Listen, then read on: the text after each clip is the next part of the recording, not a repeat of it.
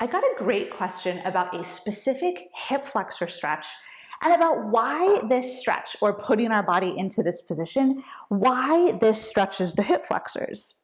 So this is the stretch in question, where we lie on our back and we pull one knee in toward our chest. And the question is, why does pulling one knee in toward our chest stretch these opposite side hip flexors?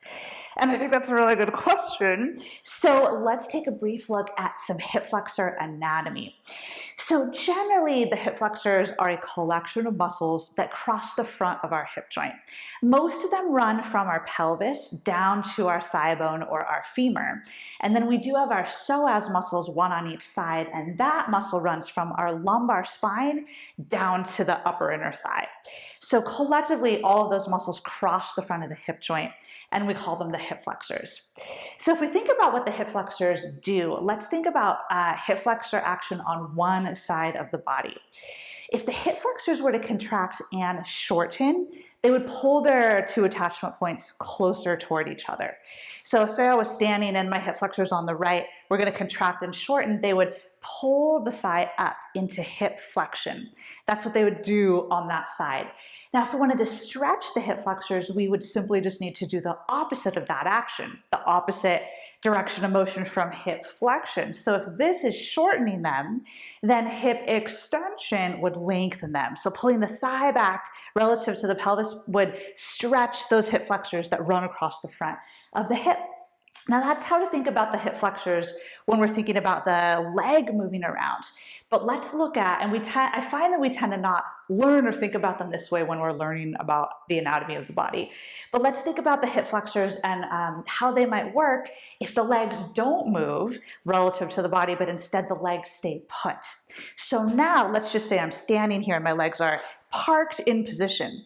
If my hip flexors, and let's say it's going to be on both sides now, not just one side, if they were to contract and shorten, what they would do is instead of lifting the leg, they would pull the pelvis forward into an anterior pelvic tilt. And that, hopefully you can see, so the thighs stayed fixed, my pelvis tilted forward, and that shortens these tissues that live across the front of the hip joint. So that's the hip flexors contracting and shortening while the legs stay put. They anteriorly tilt the pelvis. Now, if we wanted to stretch the hip flexors thinking about that joint action or that way of targeting them, then we would want to do the opposite of an anterior pelvic tilt. So we would do a posterior pelvic tilt. We would tip the pelvis backward in space, and this would lengthen the tissues along the front of the hip joint and stretch those hip flexors.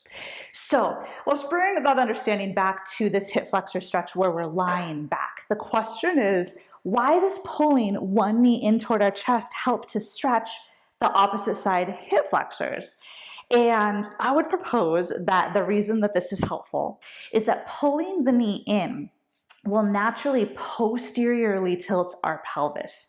So, you can lift your thigh to a certain point and just be moving at the hip, just hip flexion, but we only have so much range of motion in hip flexion. If I want to keep going and draw this knee in, at some point, the hip stops moving and the spine will move, or really the pelvis relative to the spine.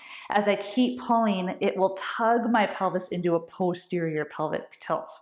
And what that means is that then my hip flexors on the other side, they will get a stretch because I'm posteriorly tilting the pelvis here. So that's putting a lengthening stretch on the tissues that run across the front of this hip joint.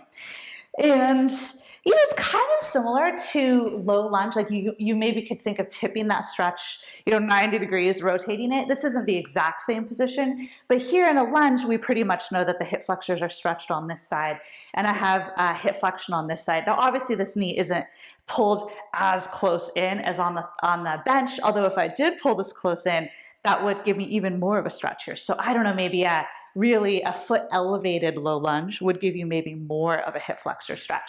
But hopefully you can see how this position, if I just rotate it this way, it's a little different, but still the same idea that we are lengthening the tissues on this side, and that by pulling the knee in, that helps because we posteriorly tilt the pelvis. So hopefully that was a helpful explanation. Let me know if you have any questions or thoughts.